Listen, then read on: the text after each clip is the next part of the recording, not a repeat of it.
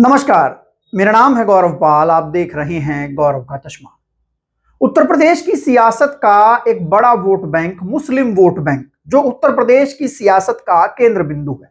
फिर चाहे भाजपा के लिहाज से देख लें या फिर समाजवादी पार्टी के लिहाज से देख लें या बहुजन समाज पार्टी के लिहाज से देख लें, मुस्लिम वोट बैंक हमेशा से उत्तर प्रदेश की सियासत का केंद्र बिंदु रहा है। लेकिन मुस्लिम वोट बैंक उत्तर प्रदेश की सियासत में विक्टिम भी रहा है। जी हाँ, मुस्लिम वोट बैंक के सहारे सियासत तो होती है, लेकिन जो सियासतदान है वो मुस्लिम वोट बैंक को सिर्फ एक वोट बैंक ही समझते हैं, उससे ज्यादा कुछ नहीं समझते हैं।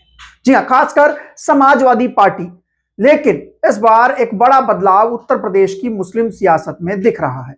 उत्तर प्रदेश की मुस्लिम सियासत में एक बड़ा बदलाव यह हो रहा है कि इस समय सहारनपुर से लेकर लखनऊ तक और लखनऊ से लेकर आजमगढ़ तक जो मुस्लिम सियासत है वो रोजाना करवट ले रही है। इस बार साफ पता लग रहा है कि मुस्लिम सियासत इस बार सिर्फ वोट बैंक बनकर नहीं रहेगी, बल्कि वो बड़ा खेला करेगी। जी हाँ दोस्तों, मैं बात आपके सामने कुछ ऐसी ही रखने जा रहा हूं, क्योंकि मेरे पास कुछ ऐसी खबर है मुस्लिम वोट बैंक मुस्लिम सियासत को लेकर कि आप सुनेंगे तो चौंक जाएंगे। जी हाँ, हम शुरुआत सहारनपुर से करते हैं। सहारनपुर से एक बड़ा मुस्लिम चेहरा जो कि लोकसभा सांसद भी हैं, इमरान मसूद, अब उन्होंने एक और पैंतरा अपना फेंक दिया है, जिससे समाजवादी पार्टी को बड़ी दिक्कत हो सकती है। जी हाँ, इमरान मसूद के दामाद शाहजहां मसूद अब सियासत में उतरेंगे और बताया जा रहा है कि वो बेहट विधानसभा से 2027 में चुनाव लड़ सकते हैं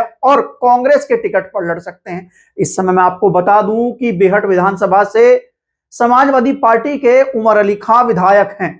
ऐसे में समाजवादी पार्टी के लिए एक ये बड़ी चुनौती सामने आ रही है। शाहजहां मसूद कोई छोटा मोटा चेहरा नहीं है, काजी रशीद मसूद के पोते हैं और इमरान मसूद के दामाद हैं। हाल ही में शाहजहां मसूद बेहट में काफी एक्टिव दिखाई दे रहे हैं, लोगों से मिल रहे हैं और तमाम इंटरव्यूज में वो कह रहे हैं कि चुनाव जहां से कहा जाएगा वहां से लड़ेंगे, लेकिन हम सब क्षेत्रों में जा रहे हैं। लेकिन अगर हम राजनीति के तरीके से देखें तो शाहजहां मसूद की जो एक्टिविटी है वो बेहट विधानसभा में ज्यादा नजर आ रही है। अब देखिए, समाजवादी पार्टी के सिटिंग विधायक उमर अली खां है बेहट विधानसभा से, वहां पर शाहजहां मसूद चुनाव लड़ने वाले हैं, ऐसा बताया जा रहा है। इमरान मसूद ने समाजवादी पार्टी के सामने वहां एक बड़ा चेहरा अपना दामाद शाहजहां मसूद खड़ा कर दिया है, जिससे सपा को काफी दिक्कत हो सकती है। उसके अलावा सहारनपुर की एक और सीट बचती है जिसको कहते हैं सहारनपुर देहात विधानसभा।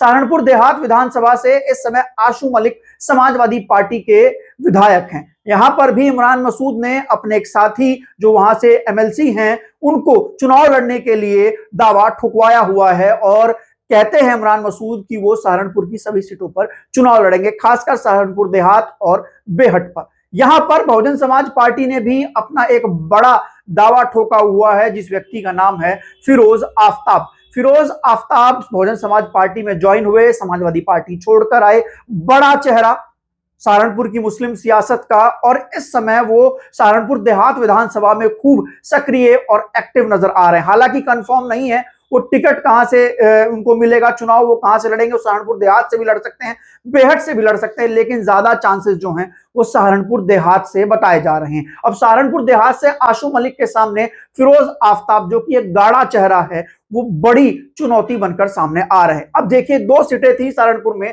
समाजवादी पार्टी के पास, वहां पर एक पर शाहजहां मसूद और दूसरी पर बसपा से फिरोज आफ्ताब जो हैं वो समाजवादी पार्टी को बड़ी चुनौती दे रहे हैं। उसके अलावा मैं आपको बता दूं कि उत्तर प्रदेश की मुस्लिम सियासत का एक बहुत बड़ा नाम, जी हाँ, नसीमुद्दीन सिद्दीकी, जो कि अब तक अपना ठिकाना नहीं ढूंढ पाए हैं। कांग्रेस तो छोड़ दी है, लेकिन इस समय दर बदर भटक रहे हैं, कई दरों पर माथा टेक चुके हैं, लेकिन कोई पूछ नहीं रहा है।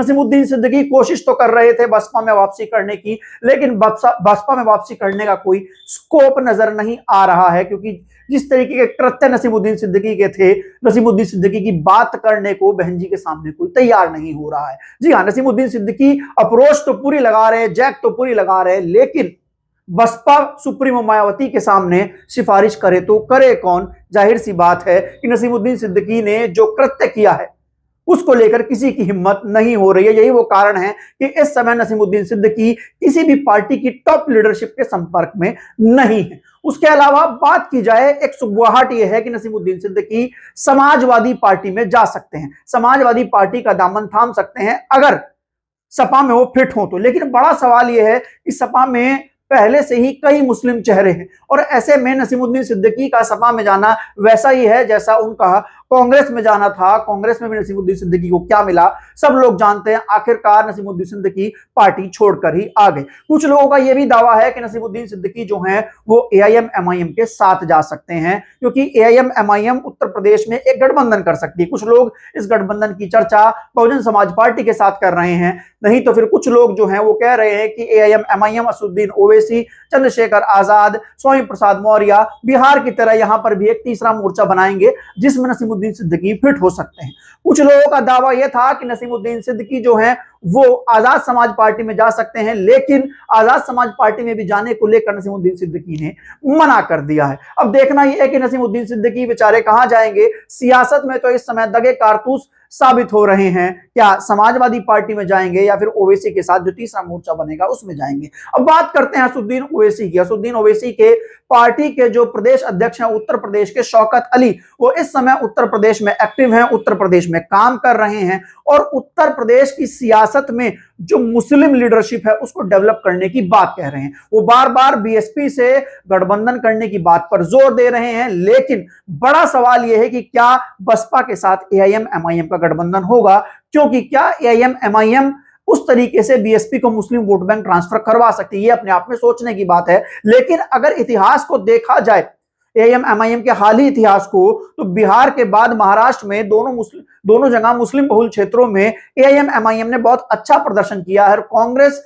और आरजेडी जैसे दिग्गज दलों से, महाराष्ट्र नगर निगम में तो समाजवादी पार्टी जैसे वहां पर जिसका गढ़ था महाराष्ट्र के उन 7-8 पार्षदों वाली सीटों पर, वहां पर सपा के मुंह से वो सारी सीटें एआईएम एमआईएम ने छीनी है। अब देखना यह है कि उत्तर प्रदेश का जो मुस्लिम बहुल एरिया है, खासकर जो पश्चिम उत्तर प्रदेश का एरिया है, इसमें किस तरीके से प्रदर्शन करती है एआईएम एमआईएम। हालांकि मुस्लिम बहुल क्षेत्रों में मीम के प्रदर्शन की उम्मीदें ज्यादा बताई जाती हैं। इसके अलावा कल बीएसपी सुप्रीमो मायावती के यहां बड़ी बैठक है। आज एक बड़े नेता, जी हां, कोकाक के प्रमुख जो हैं, समाजवादी पार्टी छोड़कर आए हैं, आज उन्होंने बहुजन समाज पार्टी जो है वो ज्वाइन की है, बीएसपी सुप्रीमो से मुलाकात की है। यह मुलाकात उस बड़ी बैठक के बाद हो रही है जो बैठक 8 फरवरी को लखनऊ में होने वाली है, जिसमें बीएसपी सुप्रीमो मायावती ने उत्तर प्रदेश में बसपा के संगठन के, उत्तराखंड के बसपा के संगठन के छोटे से बड़े पदाधिकारी सबको तलब किया है, सबको बुलाया है।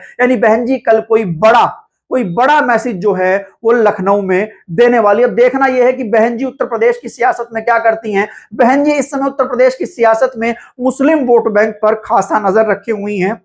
उन्होंने अब तक जो टिकट अनाउंस किए थे, आजमगढ़ का वो भी एक मुस्लिम को टिकट दिया, सहारनपुर का फिरोज आफ्ताब को प्रभारी बनाया, वहां से बताने की टिकट अनाउंस ही है। लेकिन मेन चीज यह है कि बहन जी मुस्लिम सियासत को लेकर किस तरीके से आगे अपनी सियासी चाल चलती हैं, किस तरीके से मुस्लिम वोट बैंक को अपनी तरफ अट्रैक्ट करती हैं, ये देखने वाला है। हाल ही में मैं बरेली गया था, वहां पर मुझे मुस्लिम वोट बैंक जो था उसमें अच्छा खासा रुझान जो है वो बहन जी का नजर आया। अगर हम पश्चिम उत्तर प्रदेश के मुसलमानों की बात करें तो पश्चिम उत्तर प्रदेश के मुसलमानों में समाजवादी पार्टी को लेकर एक नाराजगी है, और ये नाराजगी क्या सहारनपुर में भी है, जिसका फायदा इमरान मसूद उठाएंगे। ये नाराजगी पूरे मेरठ, सहारनपुर, मुजफ्फरनगर, गाजियाबाद, आपका मुरादाबाद, बरेली, सब जगह पर दिखाई देती है, सुनाई देती है। अब देखना है कि यहां पर समाजवादी पार्टी के सामने मुस्लिम वोट बैंक के लिए बड़ा विकल्प कौन बनता है। बसपा बनती है, एआईएम बनती है, चंद्रशेखर बनते हैं, कौन बनते हैं। लेकिन इस बार यह तय है कि यूपी की मुस्लिम सियासत में मुस्लिम वोट बैंक सिर्फ वोटर बनकर नहीं रहेगा, सिर्फ विक्टिम बनकर नहीं रहेगा, इस बार वो गेम चेंजर बनेगा, क्योंकि साफ दिख रहा है कि वो समाजवादी पार्टी से नाराज होता हुआ नजर आ रहा है, समाजवादी पार्टी का दामन छोड़ता हुआ नजर आ रहा है, क्योंकि वो देखता है, वो महसूस करता है, वो कहता है कि सपा के साथ जाकर भाजपा को नहीं हराया जा सकता। सपा के पास मात्र 6 से 7% यादव वोटर है और उसके साथ मिलकर भाजपा को नहीं हराया जा सकता। वो मुखर होकर कहता है कि बहन जी के साथ जाकर भाजपा को हराया जा सकता है, लेकिन बहन जी थोड़ा सा एग्रेसिव पॉलिटिक्स में दिखाई दे, मुस्लिम वोटर की ये मांग हमेशा से रहती है। चंद्रशेखर को वो पसंद पसंद करता है, ओवैसी को वो पसंद कर रहा है। अब देखना यह है कि ओवैसी पश्चिम उत्तर प्रदेश में क्या करने वाले हैं। बड़ी बात यह है कि मुस्लिम वोट बैंक इस बार पहले से बहुत ज्यादा जागरूक दिखाई दे रहा है, वो दरी बिछाने के मूड में कतई भी नजर नहीं आ रहा है। आपको क्या लगता है कि मुस्लिम वोटर इस बार क्या करेगा, मुस्लिम सियासत में इस बार क्या होगा, इस बार ये मुस्लिम सियासत का ऊंट जो है वो किस करवट बैठेगा? आपकी क्या राय है? आप लोग कमेंट सेक्शन में लिखकर बता सकते हैं। तब तक के लिए चलते हैं, धन्यवाद, नमस्कार।